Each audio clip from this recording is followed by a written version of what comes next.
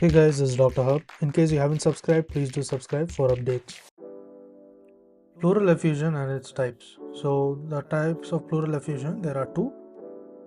That is transudative and the exudative. Now let's look at the transudative.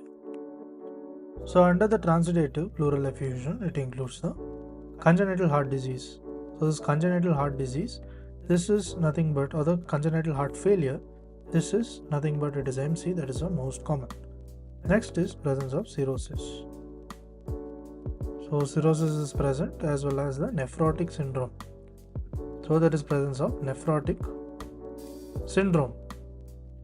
Then there is also the presence of the mixed edema. There is mixed edema. There is peritoneal dialysis. Next is a urinothorax. Hypoalbuminemia, hypoalbuminemia. Next is what is included is the constrictive pericarditis. So it is known as CP. There is a constrictive pericarditis as well as the superior vena cava obstruction. So there is superior vena cava obstruction. This is all part of the transudative pleural effusion. Now let's move on to the exudative pleural effusion. So in terms of exudative pleural effusion, there are presence of the infections. So here in infections, it can include the tuberculosis, it can include the pneumonia, as well as the intra-abdominal abscess.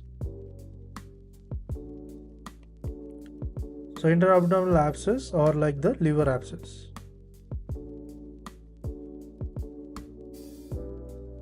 Next is under the malignancy what is present. So under malignancy there can be the pleural mesothelioma. Next is presence of the metastasis.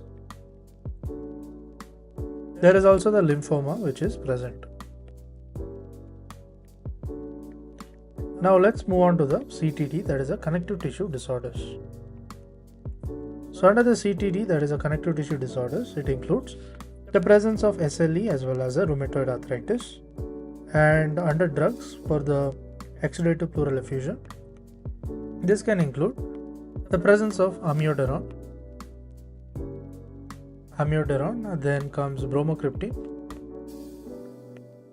Next is dantrolene. And the dasatinib, the methotrexate,